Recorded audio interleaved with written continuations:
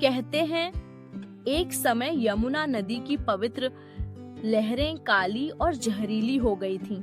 उसका कारण था एक भयानक 5 सिरों वाला नाग जिसका नाम था कालिया। पर इस डरावनी कहानी में छिपी है एक सुंदर लीला, जहाँ एक नन्हा बालक अपनी मुस्कान और नृत्य से एक राक्षसी नाग को भी झुका देता है।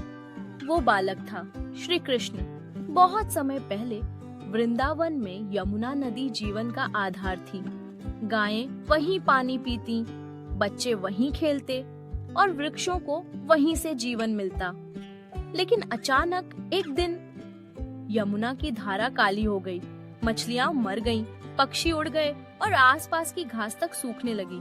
गांव वालों को जल्द ही पता चला यमुना में कोई भयंकर नाग आ बसा है। उसका नाम था कालिया नाग। उसका जहर इतना तीव्र था कि पानी को विष बना देता। कालिया पहले रमनक द्वीप का निवासी था, परंतु वहां से भाग आया क्योंकि भगवान विष्णु के वाहन गरुड़ ने उसे मारने की प्रतिज्ञा ली थी। कालिया को लगा कि यमुना में छिपकर वह बच जाएगा, परंतु उसकी मौजूदगी ने स्वर्ग जैसे वृंदावन को संकट में डाल दिया। वृंदावन में रहते थे कृष्ण नटखट, प्यारे और चमत्कारी बालक। एक दिन वे अपने मित्रों के साथ यमुना के किनारे खेल रहे थे। तभी देखा कि कुछ गायें बीमार हो गईं। यमुना का पानी अब पीने योग्य नहीं था। मित्रों ने कहा, कृष्ण वहां मत जाओ, वहां तो कालिया नाग है। पर कृष्ण मुस्कुराए और बोले, अगर कोई हमारे घर को जहर बना रहा है तो डरना नहीं, सामना करना चाहिए। फिर उन्होंने एक ऊंचे कदम्ब के पेड़ पर चढ़कर यमुना में छलांग लगा दी। जैसे ही कृष्ण नदी में उतरे, पानी उफान मारने लगा।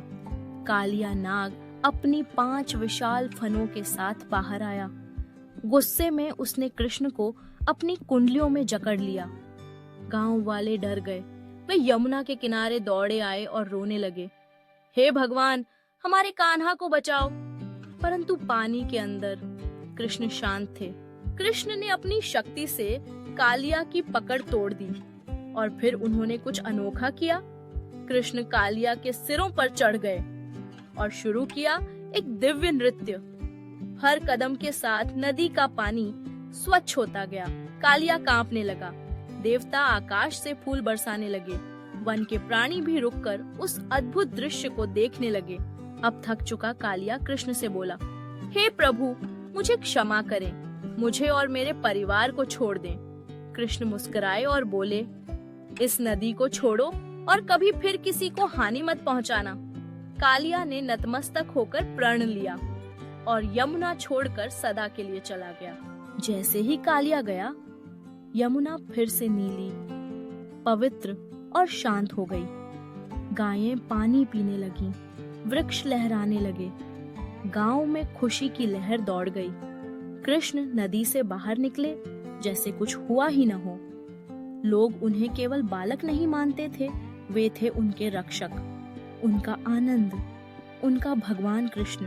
और इस तरह कृष्ण ने जहर को अमृत में बदल दिया, नृत्य से युद्ध जीता और सबको सिखाया साहस, करुणा और धैर्य सबसे बड़ी शक्तियां हैं। अगर आपको ये कहानी पसंद आई तो लाइक करें, कमेंट करें। क्या आप ये कहानी पहले से जानते थे? और सब्सक्राइब करें टॉड टेल्स को।